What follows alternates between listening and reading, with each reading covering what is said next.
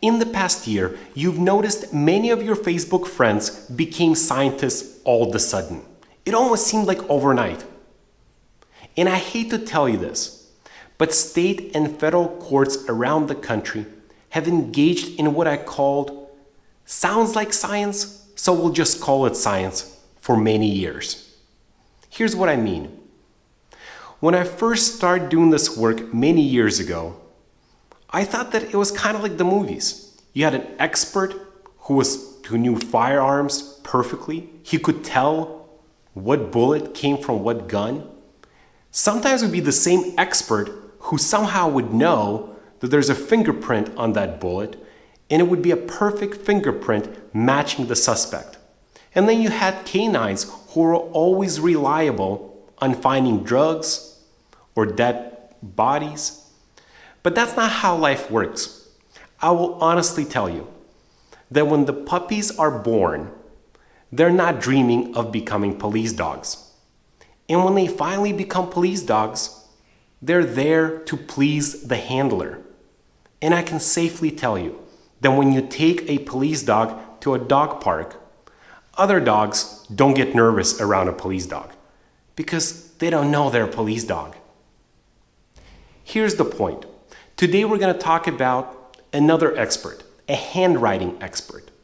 We're going to talk about Daubert hearings, and then we're going to deal with this particular expert and see how reliable handwriting exemplars really are.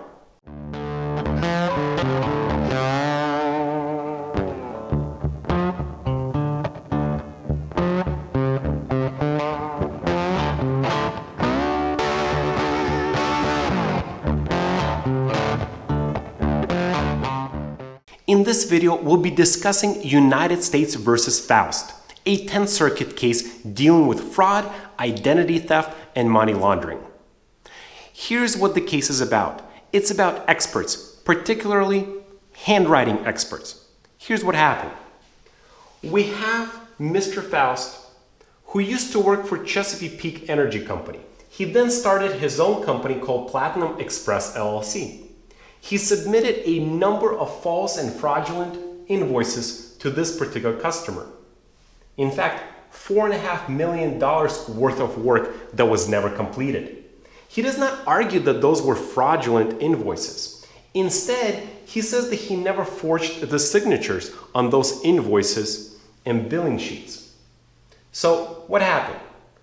We're going to bring in a handwriting expert to testify whether the invoice with one handwriting matches the other, because we need to see whether Mr. Foust actually forged somebody else's signature. Is that science? Or does that sound kind of like science? Well, let's find out. Before an expert can come in federal court, we need to look at Evidence Rule 702, which tells us that not only should the testimony by the expert be relevant, but it also needs to be reliable. We're going to look at the expert's knowledge, skill, experience, training, and education when we evaluate whether that person is in fact an expert. And then we're going to look at that person's reasoning and methodology in terms of what is he going to testify about. In this circumstance, handwriting. Then, before trial, a defense attorney can argue to have a motion called Daubert motion. And in the Daubert hearing, we're going to look at a number of factors. The court will determine whether the testimony is needed to be presented to the jury. If the court determines that that expert will testify, this is where you need a good defense attorney who can do a good job at cross-examining that witness if he's not a useful one for your case. The district court is going to look at a number of factors, 5 of them. We're going to look at the theory, whether it can be tested. We're going to look whether there are peer review articles and publication dealing with handwriting experts. What's the error rate? Is there a standard? And does somebody maintain that standard? And finally, whether it is generally accepted by the scientific community. Now, these factors work for any expert, not necessarily handwriting experts.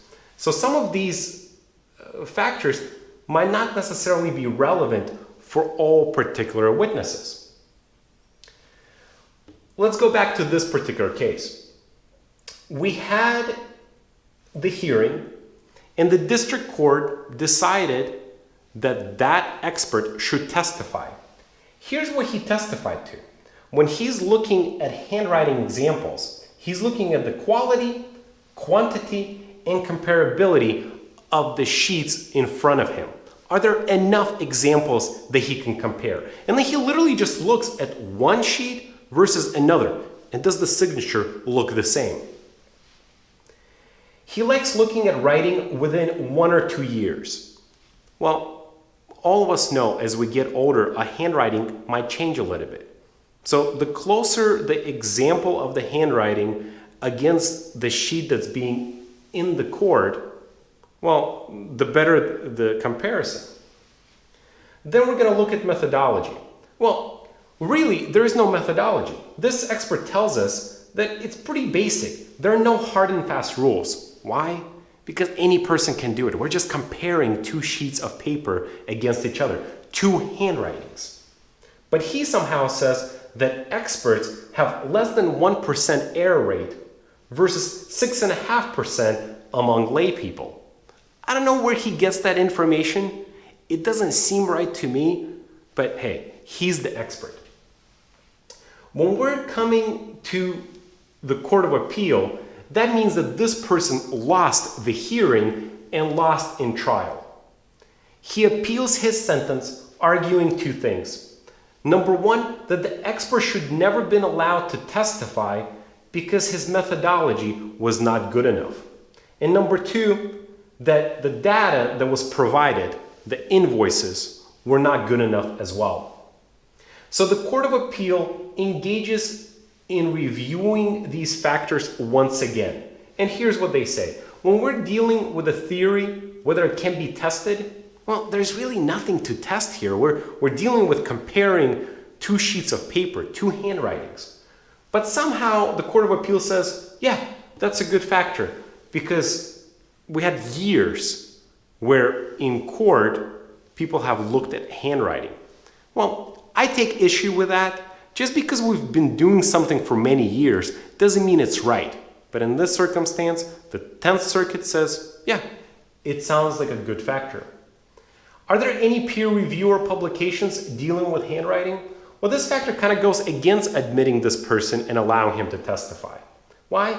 Because most publications and peer reviews actually critique handwriting. They say that most people can't do a good job comparing when we're dealing with expert versus layperson.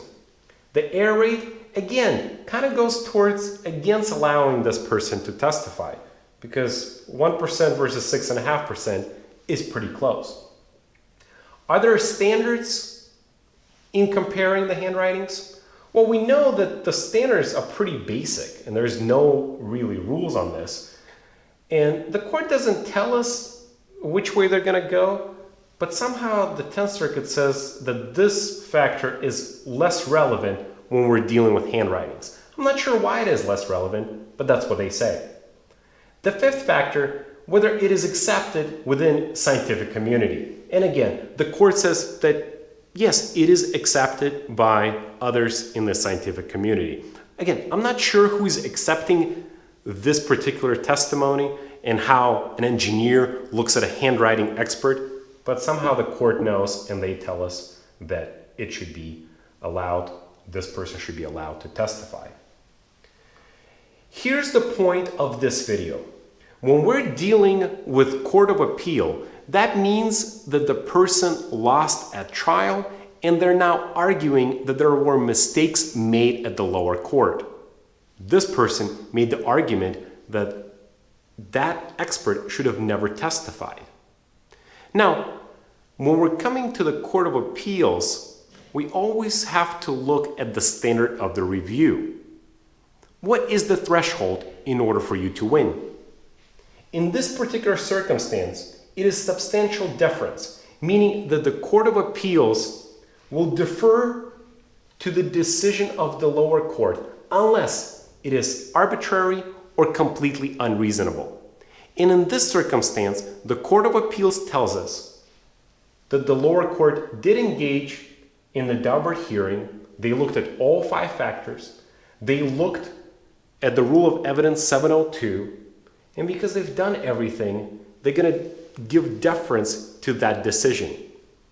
So unfortunately, this person loses at the Court of Appeals. Hopefully this video has been a little bit helpful to you to understand that science is not always science.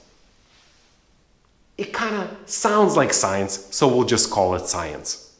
I hope you enjoyed this video. Please click like, subscribe, hit that bell notification button so next time I post, you'll be first to know.